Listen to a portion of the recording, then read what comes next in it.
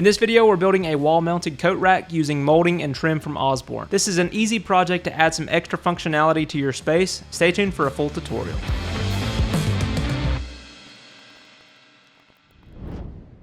For this project, we're using the OG molding from Osborne part 4310 on our website. I chose red oak for this project as I plan to stain it with a really dark, warm stain.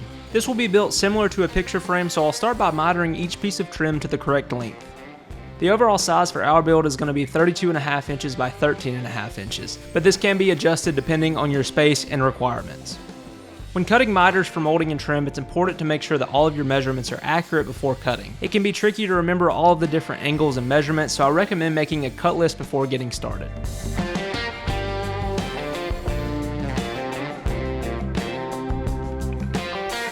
Once the molding is cut to size, you can test fit the pieces to make sure that each corner lines up properly. This will help ensure that the final installation is perfectly square in your space.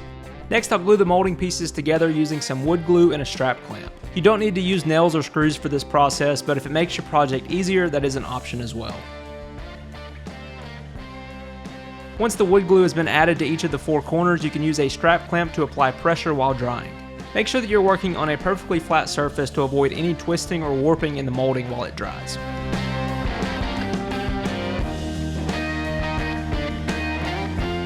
While the frame is drying, we can go ahead and cut out the middle section that we'll mount the coat hooks to. I chose 3/4 inch plywood for this part since it will be mounted inside the mitered frame. I made sure to leave a small reveal on the inside just to avoid any cracking or splitting as things may expand or contract.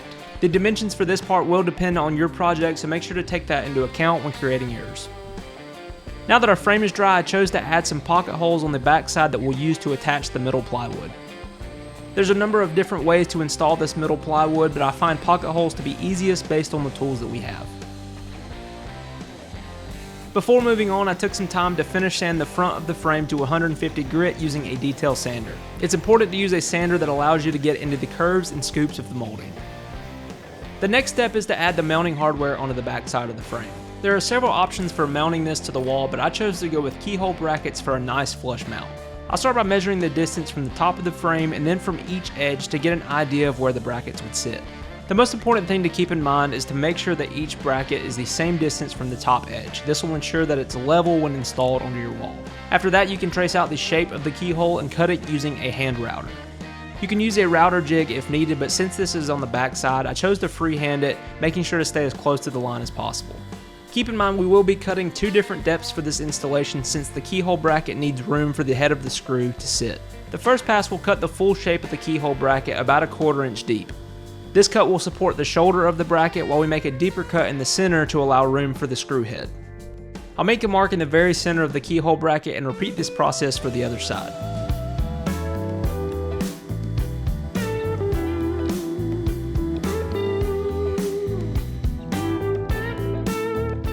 Now we can make a deeper cut in the center of the recess to allow for the screw head, making sure to leave about an 1/8 inch shoulder on each side.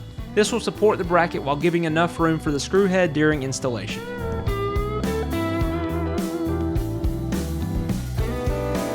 Now we can insert the keyhole hardware into the slot and install using a wood screw. You can find this hardware at most local hardware or craft stores if you're interested in this method for your installation.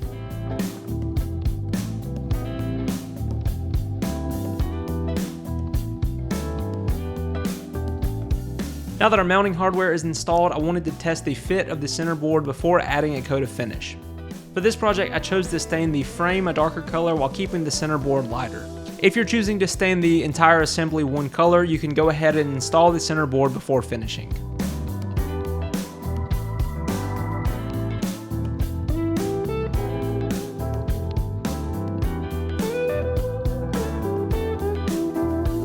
To install the center mounting surface, we can place it in the slot and make sure that it's flush with the back side of the frame. Then we can use the pre-drilled pocket holes that we created earlier and install using a wood screw.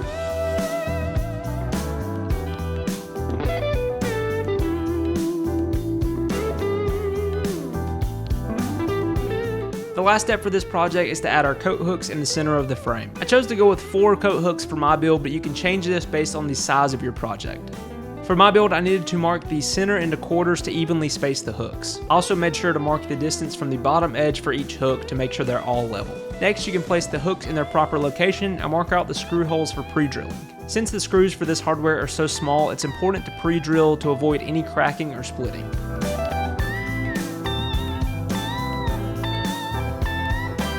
Once the screw locations are marked out, pre-drill using a bit that's just smaller than the size of your screw. Then you can install the hardware using the supplied screws and a screwdriver.